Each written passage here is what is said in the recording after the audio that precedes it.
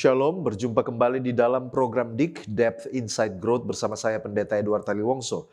Program ini menyajikan diskusi dan kajian mendalam mengenai tokoh, tema ataupun narasi tertentu di dalam Alkitab. Kita masih melanjutkan seri tentang pilar-pilar iman kita dan yang menjadi fokus kita adalah keadaan tubuh manusia. Kita akan mempelajari bagaimana manusia itu diciptakan, apa kelebihannya dan keunikannya dibandingkan dengan ciptaan yang lain, dan setelah kematian apa yang terjadi dengan tubuh manusia itu. Kita akan mencoba menggali dan melihat bukti-bukti Alkitabiah sehubungan dengan topik yang kita angkat pada kesempatan ini. Kami mengajak sahabat-sahabat sekalian untuk bergabung, berpartisipasi bersama dengan kami. Saudara yang mengikuti program ini lewat Facebook atau YouTube, disilakan untuk menuliskan komentar yang positif, bahkan juga pikiran saudara sehubungan dengan topik yang kita angkat pada kesempatan ini. Dan untuk membahas pelajaran kita, kami telah mengundang seorang narasumber. Narasumber kita adalah hamba Tuhan, Pendeta Michael Bawengan, Master Ministry, telah menikah dengan Ibu Jane Chelmiroti, sarjana komputer, dan keluarga hamba Tuhan ini diberkati dengan 2 orang anak, yaitu Emily dan Estherly. Hamba Tuhan ini ditamatkan dari Universitas Kelabat untuk pendidikan S1-nya pada tahun 2005 dan untuk pendidikan S2 tahun 2018 dari Adventist International Institute of Advanced Studies Filipina. Telah melayani selama 17 tahun dan saat ini dipercayakan sebagai pendeta Jemaat Kusu dan Biamahi Maluku Utara dari Conference Manado dan Provinsi Maluku Utara. Dengan pengalaman dan juga latar belakang pendidikan dari hamba Tuhan ini akan sangat menolong saudara dan saya ketika kita akan menggali topik yang sangat menarik ini. Mari kita sapa narasumber kita. Apa kabar Pendeta Michael Bawengan? Puji Tuhan Pendeta, kabar luar biasa. Terima kasih untuk boleh hadir di acara ini. Terima kasih Pendeta sudah bergabung bersama dengan kami. Saya percaya ini sudah kesekian kali Pendeta bersedia untuk melayani bersama dengan kami di Cornelius Media. Sahabat-sahabat di rumah tetaplah bersama dengan kami karena setelah yang satu ini kita akan kembali bersama dengan narasumber kita Pendeta Michael Bawengan tetap di program DIK, Depth Insight Growth. Diskusi dan kajian mendalam mengenai tokoh, tema, atau cerita tertentu di dalam Alkitab. Memberikan motivasi dan bimbingan untuk menggunakan metode yang tepat dalam membaca Alkitab. Selalu saksikan program Depth Insight Growth setiap hari Jumat pukul 19 waktu Indonesia Tengah di YouTube channel Cornelius Media, Bridge to the Truth. Kembali lagi bersama dengan kami di dalam program DIK, Depth Insight Growth, di mana kita mempelajari Alkitab secara mendalam untuk memperluas wawasan dan mengharapkan terjadi pertumbuhan kerohanian. Dan kita akan menggali firman Tuhan, tetapi kita membutuhkan tuntunan Allah Roh Kudus. Mari kita berdoa. Bapa di sorga, kami membutuhkan pertolongan Tuhan memampukan kami ketika kami akan mencoba menggali firman Tuhan. Kuasa Roh Suci menolong dan menuntun hamba-Mu, Pendeta Michael Bawengan, sebagai narasumber dalam diskusi kali ini. Di dalam nama Yesus Kristus kami sudah berdoa. Amin. Sebagai landasan firman Tuhan dari diskusi kita diambil dari Kejadian pasal 1 ayatnya yang ke-26. Kejadian pasal 1 ayatnya yang ke-26 mengatakan, "Berfirmanlah Allah, baiklah kita menjadikan manusia menurut gambar dan rupa kita, supaya mereka berkuasa atas ikan-ikan di laut dan burung-burung di udara, dan atas ternak, dan atas seluruh bumi, dan atas segala binatang melata yang merayap di bumi." Demikianlah pembacaan kitab suci yang menjadi landasan diskusi kita, dan mari kita langsung kepada narasumber kita Pendeta Michael Bawengan. Baik Pendeta, kita sudah tiba pembahasan tentang sifat dan keadaan manusia, dan kita mulai dari penciptaan tentu saja. Nah, pertanyaan yang sangat mendasar adalah kapan dan bagaimana Allah menciptakan manusia itu? Disilakan Pendeta. Baik, terima kasih. Tentunya ini adalah topik yang begitu baik untuk kita pelajari, dan pertanyaan yang pertama ini, manusia diciptakan dalam pekan yang sama dengan ciptaan dunia ini. Dan informasinya kita dapatkan dalam kitab Kejadian. Ya, khususnya Kejadian pasal 1 dan Kejadian pasal 2. Hari pertama Allah menjadikan terang. Dipisahkannya terang itu dari gelap, dan Allah menamai terang itu siang dan gelap itu malam. Itulah hari pertama. Kejadian pasal 1 ayat 3 hingga ayatnya yang kelima. Lalu kemudian ayat 6 hingga ayat 8, Allah menjadikan cakrawala yang memisahkan air dari air dan menamainya langit. Itulah hari yang kedua. Lalu kemudian hari ketiga Allah mengumpulkan air di suatu tempat dan kelihatanlah yang kering. Lalu Allah menamai yang kering itu darat dan kumpulan air itu dinamainya laut. Lalu di darat Allah menciptakan segala tumbuh-tumbuhan yang berbiji dan segala jenis pohon buah-buahan dan tentu saja dengan rumput-rumput juga. Itu ayat 9 dan ayat 13. Hari pertama hingga hari ketiga, inilah struktur dasar penciptaan. Jadi kalau kita memperhatikan urutan atau kronologis penciptaan, maka hari pertama sampai hari ketiga inilah struktur dasar penciptaan. Karena pada hari keempat hingga hari keenam, Tuhan mengisi atau melengkapi karyanya. Mari kita lihat hari keempat. Karena hari pertama Tuhan jadikan terang, maka di hari keempat Tuhan menjadikan benda-benda penerang, yaitu matahari, bulan, dan juga bintang-bintang. Itu dalam ayat 14 hingga ayatnya yang ke-19. Lalu Allah mengisi penciptaan hari kedua, yaitu cakrawala, dengan burung-burung di udara, ini bentangan di atas atau cakrawala atas, dan kemudian ikan-ikan di laut atau bentangan bawah atau cakrawala bawah. Dan itulah hari yang kelima, ayat 20 hingga ayat 23. Lalu yang terakhir, untuk melengkapi karya Tuhan di hari ketiga, Allah mengisi darat dengan segala jenis binatang darat, yaitu ternak dan segala jenis binatang melata. Lalu puncaknya, Allah menjadikan manusia.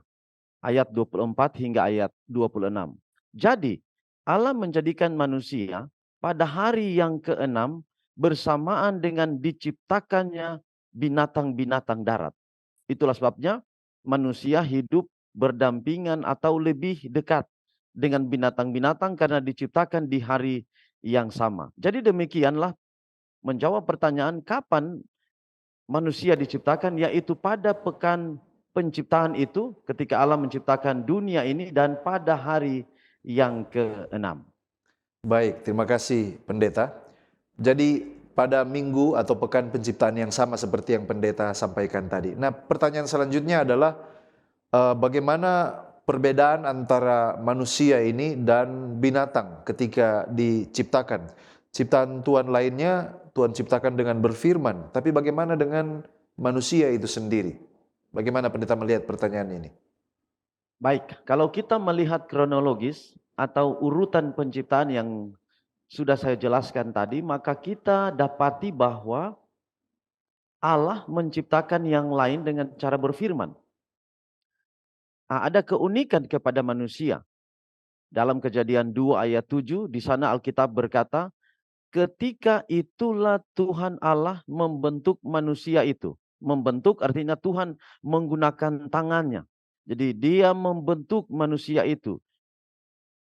Demikianlah manusia itu menjadi makhluk yang hidup. Setelah Allah membentuk manusia itu dari debu tanah dan menghembuskan nafas hidup ke dalam hidungnya. Jadi ketika Tuhan menghembuskan nafas hidup, maka manusia yang tadinya debu tanah menjadi makhluk yang hidup. Jadi keunikan Allah menciptakan manusia melebihi ciptaan Tuhan yang lain adalah kalau ciptaan Tuhan yang lain Tuhan berfirman, tapi kepada manusia Tuhan membentuk dengan tangannya sendiri. Jadi keterangan ayat ini bahwa manusia diciptakan tidak dengan berfirman, tapi Allah membentuk dengan tangannya. Inilah salah satu aspek manusia adalah ciptaan yang mulia dibanding dengan ciptaan Tuhan lainnya. Dan dalam Kejadian pasal 2 ayat 21 dan 22 menjelaskan Bagaimana Hawa diciptakan dari tulang rusuk Adam? Itu pun sama. Allah membentuk Hawa dengan tangannya sendiri.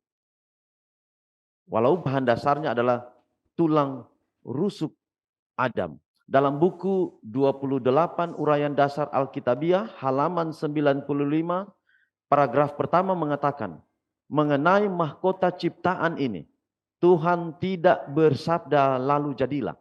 Gantinya dengan penuh kasih sayang, Ia membentuk ciptaan baru ini dari debu tanah.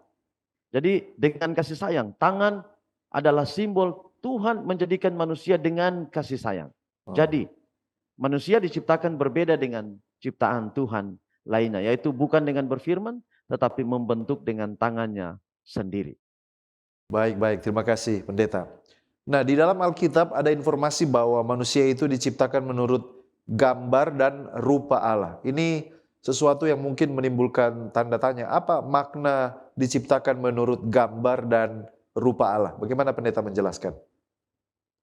Ya, terima kasih Pendeta. Ayat yang telah dibaca tadi sebagai basis ayat kita untuk kali ini dalam Kejadian 1 ayat 26. Berfirmanlah Allah, baiklah kita menjadikan manusia menurut gambar dan rupa kita, supaya mereka berkuasa atas ikan-ikan di laut dan burung-burung di udara dan atas ternak dan atas seluruh bumi dan atas segala binatang melata yang merayap di bumi. Untuk konteks ini, maka yang pertama, apa yang dimaksud dengan gambar? Gambar dalam ayat ini bahasa Ibraninya adalah sehlem, ya, sehlem, yang berarti image. Dan di dalam bahasa Yunani, eikon atau icon, yang berarti image atau figur. Ini lebih merujuk kepada sifat dan kedudukan manusia. Tersirat bahwa dimensi moral dan spiritual manusia itu menampakkan sesuatu mengenai moral dan spiritual Allah. Jadi image itu bukan lebih ke arah body atau tubuh, tetapi lebih ke arah moral dan spiritual. Jadi kalau segambar dengan Allah berarti semoral dan sespiritual dengan Allah. Bahkan Alkitab telah mengajarkan bahwa manusia terdiri dari kesatuan yang tidak terpisahkan, tubuh, pikiran, dan jiwa. Maka ciri-ciri fisik manusia haruslah juga dalam berbagai cara memantulkan gambar Allah. Jadi tubuh juga itu adalah memantulkan gambar Allah. Apakah secara moral, spiritual, juga secara body atau secara tubuh. Dalam 2 Korintus 3 ayat 18, dan kita semua mencerminkan kemuliaan Tuhan dengan muka yang tidak berselubung. Dan karena kemuliaan itu datangnya dari Tuhan yang adalah roh, maka kita diubah menjadi serupa dengan gambarnya. Dalam kemuliaan yang semakin besar adalah amat jelas ketidaksinambungan antara makhluk manusia dan makhluk yang terdapat dalam dunia binatang. Bahkan dalam Lukas 3 ayat 38, Adam disamakan dengan anak Allah. Di halaman 96 buku 28 Uraian Dasar Alkitabiah mengatakan, penciptaan manusia adalah mahkota atau puncak semua ciptaan. Allah menaruh manusia, menciptakannya dalam gambar Allah yang penuh kuasa untuk mengatur planet bumi dan semua makhluk yang terdapat di dalamnya. Seorang yang bernama L. Berkhof berkata mengenai Adam, hak dan tanggung jawabnya lah mengatur alam dan makhluk yang terdapat di dalamnya yang telah ditempatkan di bawah pengawasannya, tunduk kepada perintahnya, taat kepada kehendaknya dan tujuannya, agar ia dan semua yang di bawah kuasanya memuliakan Khalik yang maha kuasa dan Tuhan semesta alam. Selain tujuan yang di atas, setidaknya ada 3 tujuan manusia diciptakan lainnya. Yang pertama, manusia diciptakan supaya berhubungan dengan orang lain. Allah berkata, Tidak baik kalau manusia itu seorang diri saja. Maka Allah pun menjadikan Hawa. Di dalam hubungan seperti ini, kita memperoleh kesempatan hidup bersama orang lain. Yang kedua, manusia diciptakan untuk menjadi penata layan lingkungan. Allah menempatkan manusia itu sebagai wakilnya untuk memerintahkan ciptaan yang lebih rendah tentunya dengan prinsip kasih Allah. Lalu kemudian yang ketiga, manusia diciptakan untuk meniru Allah. Sebagai makhluk manusia, seharusnya kita bertindak seperti yang dilakukan Tuhan Allah karena kita diciptakan menurut gambarnya. Kita harus memantulkan citra Allah dalam kehidupan kita sehari-hari. Baik, terima kasih Pendeta. Jadi menurut gambar dan rupa Allah artinya moral dan spiritual, lalu kemudian ada 3 tujuan tadi mengapa manusia diciptakan. Puji Tuhan untuk jawaban yang telah kita dengarkan sejauh ini, dan ini membuat kita semakin bersemangat untuk masuk lebih dalam. Pada segmen selanjutnya kita akan melihat bagaimana pandangan Alkitabiah tentang teori evolusi. Namun sebelum kita lanjutkan, kita akan mendengarkan pesan-pesan rohani berikut ini. Tetaplah bersama dengan kami.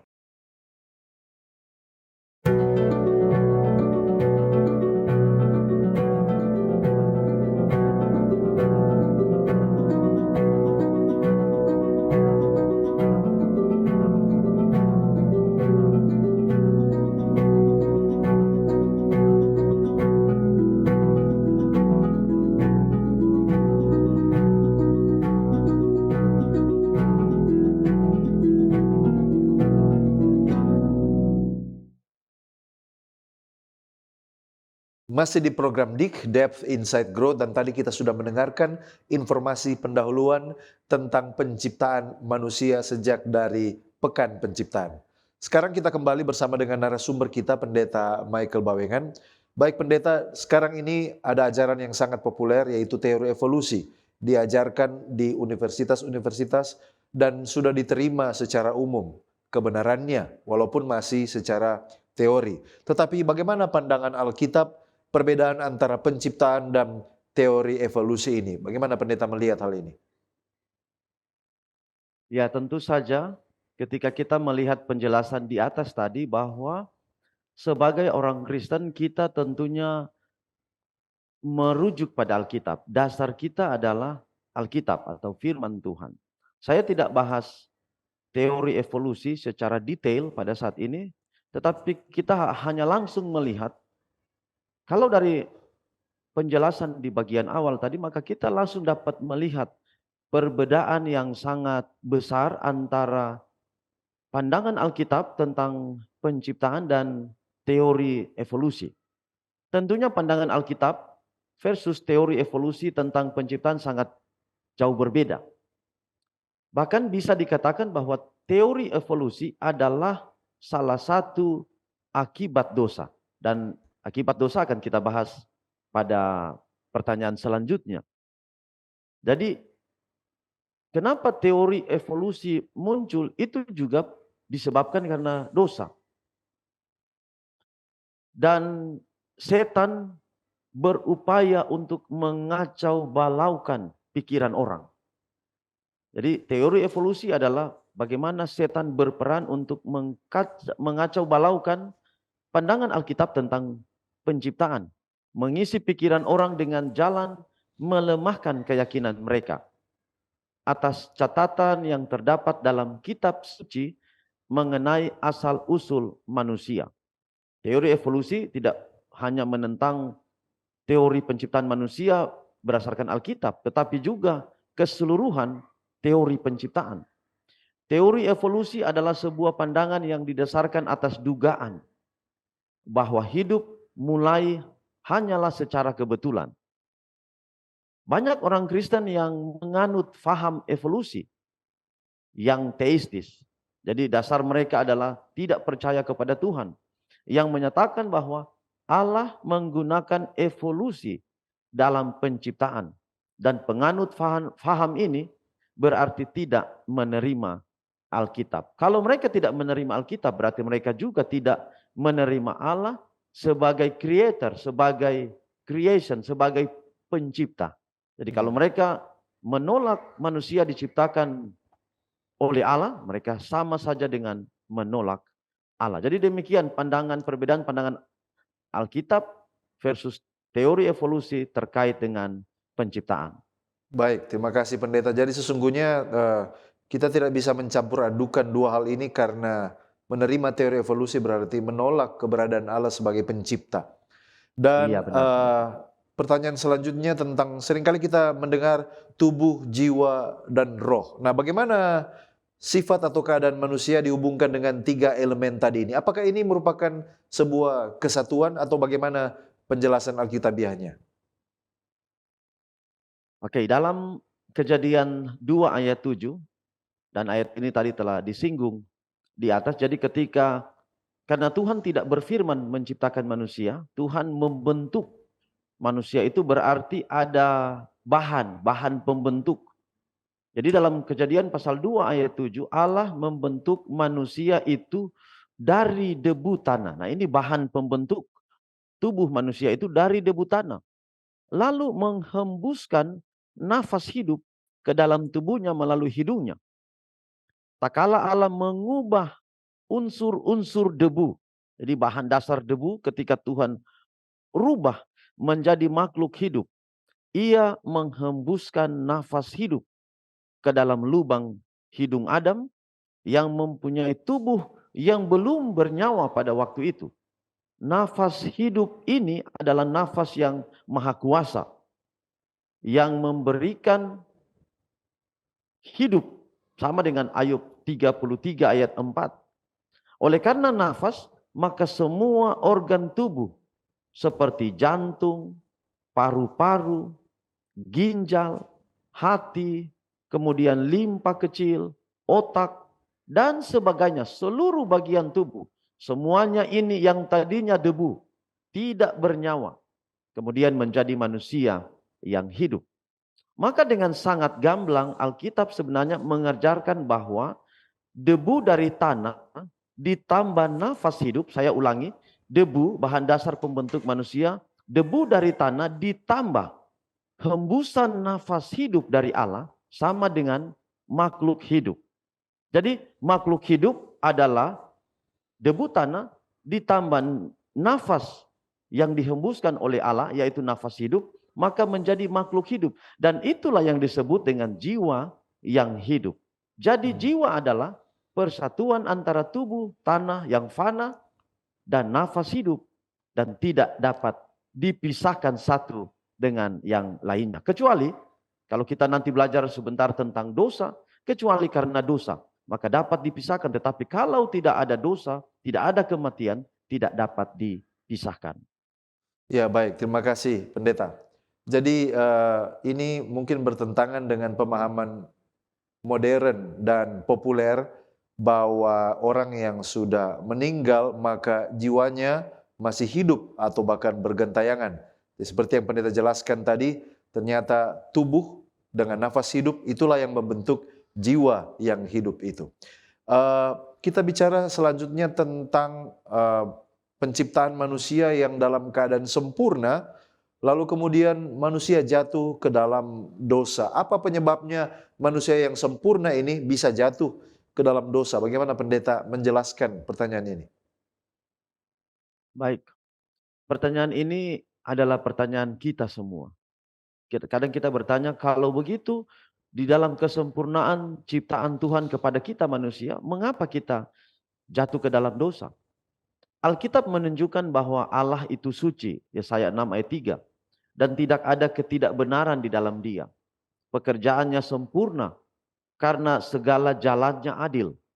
Allah yang setia dengan tiada kecurangan, adil dan benar. Dia, Ulangan 32 ayat 4. Sama sekali Ia bukanlah pencipta dosa. Ia menjadi pokok keselamatan yang abadi bagi semua orang yang taat kepadanya. Ibrani 5 ayatnya yang ke-9. Sebenarnya Allah dapat mencegah dosa. Caranya adalah menciptakan semuanya robot, menciptakan manusia robot yang diprogram untuk melakukan apa yang telah ditentukan supaya mereka lakukan. Tetapi Allah menaruh kasih itu ketika Dia menciptakan makhluk yang dapat menyambut kasih-Nya dengan bebas. Sebuah sambutan yang mungkin dari makhluk yang mempunyai kuasa untuk memilih. Dengan memberikan jenis kebebasan seperti ini kepada ciptaannya, kepada kita manusia. Bagaimanapun itu berarti, saya ulangi, itu berarti kalau manusia diberikan kebebasan, itu berarti Allah harus menanggung resiko bahwa sebagian makhluk ciptaannya itu dapat berpaling daripadanya. Dan sebagai contoh, itulah yang terjadi pada Lucifer. Kuasa memilih yang diberikan kepadanya yang disalahgunakan untuk memberontak kepada Allah. Walaupun sudah diusir dari surga, setan bertekad memikat orang lain supaya bergabung dengannya dalam pemberontakan melawan pemerintahan Allah. Dan dalam Kejadian pasal 3 itu dijelaskan, setan menipu manusia. Dan Hawa terperangkap dengan tipuan setan itu, bukan cuma Hawa, kemudian Adam juga. Karena lebih berharap pada indera perasaan, pada logika mereka, ketimbang firman Tuhan. Hawa merusak ketergantungannya kepada Allah. Ia pun jatuh ke dalam dosa. Kemudian Hawa yang telah ditipu setan, menipu Adam, yang juga turut serta dalam kejatuhan. Jadi itulah proses bagaimana kita yang harusnya dijadikan sempurna. Tetapi oleh karena pilihan kita dan kebebasan hak memilih itulah yang pada akhirnya Allah harus menanggung risiko manusia jatuh ke dalam dosa. Ya, baik. Terima kasih Pendeta. Jadi oleh karena dikaruniakan dengan sebuah kuasa untuk memilih, dan itulah sebabnya mengapa orang tua kita yang pertama memilih untuk memberontak melawan Allah dan dosa diperkenalkan di planet bumi ini. Nah, sekarang berbicara tentang dosa ini, suatu terminologi yang sudah sangat sering dikenal, tetapi mungkin ada definisi tertentu dari dosa. Apa artinya dosa dan berdosa itu, dan apa dampaknya, seberapa besar dampaknya kepada manusia yang tadinya sempurna, lalu kemudian apa yang terjadi sesudah itu? Baik, dari keterangan untuk pertanyaan sebelumnya, kita melihat bahwa manusia yang diciptakan sempurna tetapi kemudian jatuh karena mereka tidak mau mengikuti firman Tuhan. Ini sama dengan pemberontakan kepada Allah. Jadi dosa adalah pemberontakan kepada Allah. Tidak mempercayai firman Allah dan lebih kepada percaya diri. Dalam 1 Yohanes 3 ayat 4, dosa ialah pelanggaran hukum Allah. Lalu apa dampak atau akibat dosa? Akibat pertama dosa adalah perubahan dalam keadaan manusia yang mempengaruhi hubungan antar pribadi. Begitu pula hubungan dengan Tuhan. Gantinya menjadi sama dengan Allah, sebagaimana yang dijanjikan setan ketika Hawa ditawarkan memakan buah yang dilarang itu. Justru mereka menjadi ketakutan dan berusaha bersembunyi. Apabila Allah menanyakan kepada Adam dan Hawa mengenai dosa mereka, gantinya mereka mengakui kesalahan mereka, malah mereka berusaha berdalih. Adam berkata, perempuan yang kau tempatkan di sisiku, dialah yang memberikan buah pohon itu kepadaku. Tentu perkataan Adam secara tidak langsung menuduh Hawa. Dan Tuhan bertanggung jawab atas dosa yang dilakukannya karena Hawa dijadikan oleh Tuhan. Jadi ketika Adam menuduh Hawa sama dengan dia menuduh Tuhan yang bersalah. Dengan demikian, dosa telah merontokkan hubungan antara sesama dan juga dengan Tuhan. Hawa kemudian menuduh ular. Akibat pelanggaran ini, ular dikutuk.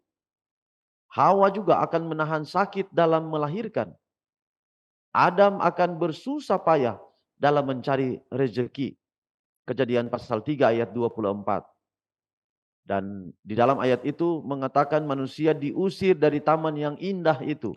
Mereka harus tinggal di luar taman.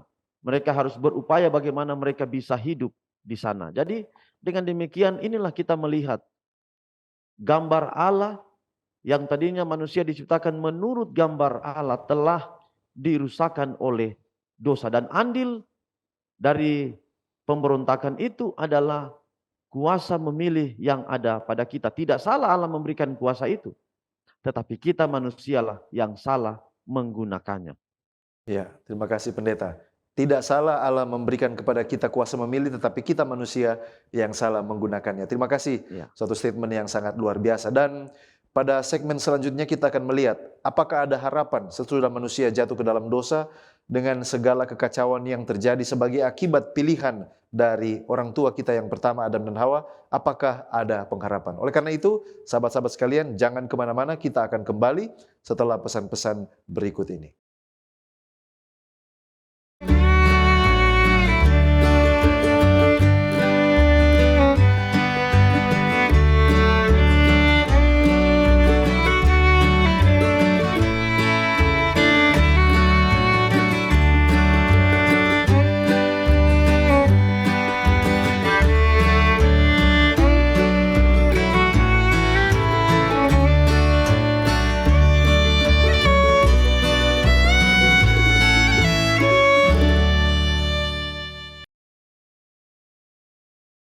Kita kembali lagi di dalam diskusi kita mempelajari tentang sifat dan keadaan manusia melalui program DIG, Depth Inside Growth, bersama dengan narasumber kita, Pendeta Michael Bawengan.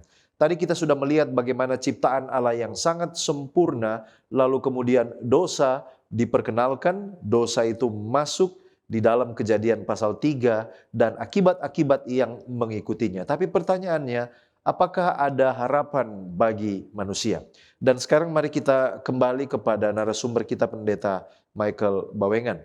Baik Pendeta, pertanyaan saya yang saya kemukakan tadi, apakah manusia masih memiliki harapan hidup kekal yang hilang dari tangannya oleh karena jatuh ke dalam dosa? Bagaimana Pendeta melihat hal ini?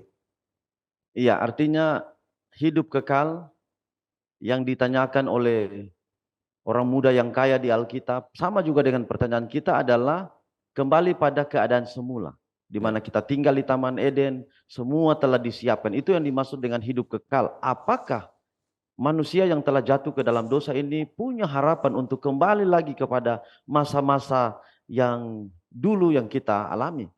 Roma 6 ayat 23 berkata, sebab upah dosa ialah maut.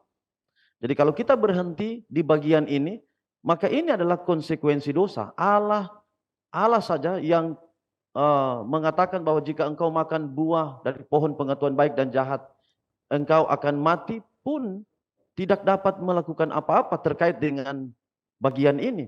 Tetapi Allah telah menyiapkan cara bagaimana manusia diselamatkan. Itulah sebabnya di bagian kedua ayat ini mengatakan, tetapi karunia Allah ialah hidup yang kekal dalam Kristus Yesus, Tuhan kita. Di dalam Yesus, manusia masih memiliki harapan. Yang penting adalah barang siapa percaya kepadanya, tidak binasa, melainkan beroleh hidup yang kekal. Kejadian pasal 3 ayat 15 adalah perjanjian Allah dengan manusia, bahwa Yesus akan datang menebus manusia dari jurang dosa, dan setan akhirnya akan dibinasakan. Jadi, sebab upah dosa ialah maut, Tuhan Yesus kalahkan ketika dia mati untuk kita. Walaupun konsekuensi dari dosa itu masih kita rasakan. Kita sakit, kemudian kita mengalami kematian, tetapi Yesus katakan kematian adalah tidur. Karena pasti oleh karena karunia Allah, kita akan dibangkitkan kalau kita mati pada kedatangan Kristus yang kedua kali. Jadi masih ada harapan. Dan prosesnya adalah Yesus sudah mati. Sekarang yang penting bagi kita, apakah kita mau percaya kepada Yesus supaya kita beroleh selamat yang Yesus janjikan kepada kita. Baik, terima kasih Pendeta. Pendeta sudah ungkapkan tadi bahwa ada harapan, dan harapan itu melalui seorang, yaitu melalui Yesus Kristus. Nah, pertanyaannya di dalam proses keselamatan ini, mengapa Yesus perlu menjadi manusia? Apa peranan Yesus menjadi manusia ini untuk membawa kembali harapan yang sudah hilang? Harapan tentang hidup kekal yang sebenarnya sudah tidak ada harapan lagi bagi manusia, tetapi ditawarkan kembali. Bagaimana Pendeta melihat hal ini? Iya. Roma 6 ayat 23 tadi katakan upah dosa ialah maut. Jadi ini keterpisahan kekal. Kalau tidak ada Yesus, saya dan saudara tidak punya harapan. Dosa menyebabkan manusia terpisah dari Allah. Dan keterpisahan ini tadi saya sudah katakan, ini keterpisahan kekal. Allah yang suci tidak dapat didekati oleh manusia. Dia juga tidak dapat mendekati manusia karena ada batasan. Alkitab mengatakan bahwa Yesuslah manusia Allah. Bukan saja jaminan perjanjian, tetapi pengantara bahkan pelaksana perjanjian itu. Yesus harus menjadi manusia, harus berinkarnasi menjadi manusia, agar Allah dapat menyelamatkan manusia melalui Yesus Kristus. Dan di kayu salib, Yesus menggenapi janjinya untuk menjadi jaminan bagi manusia dalam perjanjian itu. Teriakan Yesus sudah selesai menandai tuntasnya misinya itu. Dengan hidupnya sendiri, ia telah membayar hukuman atas pelanggaran hukum Allah yang dituntut tadi. Pelanggaran hukum Allah tuntutannya adalah maut, keterpisahan kekal. Tetapi Allah melalui Yesus Kristus mengganti itu dengan kematian Yesus. Kita yang seharusnya mati, tetapi Yesus mati untuk kita. Dan itu menjamin keselamatan umat manusia yang dalam tanda kutip bertobat. Tuhan sudah karyakan karya keselamatan. Tapi kalau kita tidak mau datang bertobat, tidak akan berfaedah bagi kita. Dan dengan darahnya mengesahkan perjanjian anugerah itu. Jadi luar biasa kasih Allah kepada kehidupan kita manusia. Baik, terima kasih pendeta. Jadi untuk menyelamatkan manusia, Allah berinkarnasi sebagai manusia di dalam Yesus Kristus supaya dapat menyelamatkan kita dan pengharapan yang sudah hilang itu dapat dikembalikan. Luar biasa kebenaran yang sudah kita temukan melalui diskusi ini, bagaimana Yesus Kristus adalah pokok keselamatan kita. Nah, pendeta setelah belajar sejauh ini dan kita tiba kepada rangkuman, ya kira-kira apa yang bisa kita ambil sebagai aplikasi dari kebenaran doktrin tentang keadaan manusia ini yang boleh kita bawa pulang. Disilakan kepada pendeta Michael Bawengan. Baik, saya mengambil kesimpulan dari buku 28 Uraian Dasar Alkitabiah di halaman 94. Dan ini kesimpulan dari seluruh bab ini. Lelaki dan perempuan diciptakan dalam gambar Allah sebagai manusia pribadi atau individu, disertai kuasa dan kebebasan berpikir dan bertindak. Walaupun diciptakan sebagai makhluk bebas, masing-masing adalah terdiri dari badan, jiwa, dan roh yang tidak terpisahkan. Nafas dan hidupnya bergantung kepada Allah, si pemberi itu. Ketika leluhur kita yang pertama mengingkari Allah, mereka menyangkal ketergantungan mereka kepadanya sehingga mereka jatuh dari kedudukan yang tinggi di bawah kuasa Allah. Gambar Allah dalam mereka dinodai dan mereka menjadi takluk kepada maut. Keturunan mereka turut merasakan akibat-akibat sifat kejatuhan ini. Mereka lahir dalam keadaan lemah dan memiliki kecenderungan kepada yang jahat.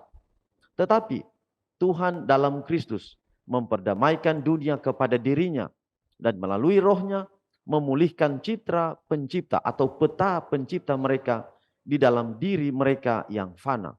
Karena mereka diciptakan untuk kemuliaan Allah, maka mereka diminta supaya saling mengasihi dan mengasihi Allah, serta memelihara lingkungan mereka di sekitar juga dengan penuh kasih. Demikian kesimpulan atau aplikasi kita pada saat ini. Baik, terima kasih pendeta Michael Bawengan yang sudah membawakan pelajaran kita. Dan bolehkah pendeta berdoa untuk kita semua, sahabat-sahabat di rumah yang sudah mengikuti diskusi Alkitab sejauh ini. Mari berdoa. Ya Tuhan Allah Bapa kami dalam sorga, terima kasih untuk pelajaran yang begitu indah.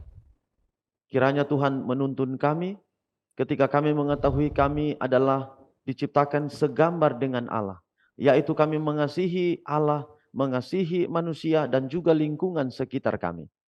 Bantu kami Tuhan untuk dapat menghidupkan pelajaran ini di dalam kehidupan kami setiap hari. Berkati Cornelius Media di dalam segala acara yang dibuat, biarlah dapat menjadi berkat bagi sahabat-sahabat Cornelius Media di mana saja berada. Khusus pendeta Edward Taliwongso, hamba berdoa kepada hambamu ini. biarlah melalui acara yang sudah dilaksanakan pada saat ini akan menjadi berkat bagi setiap pendengar, setiap sahabat Kurnius Media, di mana saja berada. Terima kasih untuk karunia ajaib dalam hidup kami. Kami sudah berdoa di dalam nama Yesus Tuhan dan Juru Selamat kami. Amin. Amin. Puji Tuhan untuk pembahasan topik yang sangat menarik dan menginspirasi pada kesempatan ini.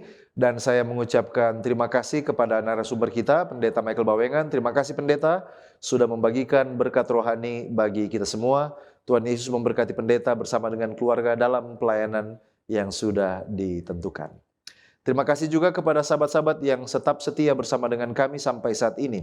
Bahkan kepada sahabat Hope Channel Indonesia yang terus menyaksikan program-program dari Cornelius Media, kita bertumbuh bersama ketika kita mencintai, mempelajari firman Tuhan bersama-sama. Dan kalau saudara telah diberkati lewat pelayanan media ini, berkenan kiranya untuk like, follow, atau subscribe akun media sosial kami dan bagikan link tayangan ini kepada orang-orang yang terkasih. Sahabat-sahabat di rumah, demikianlah perjumpaan kita. Kita jumpa kembali pada episode yang mendatang. Saya Pendeta Edward Taliwongso dan kru yang bertugas undur diri. Shalom.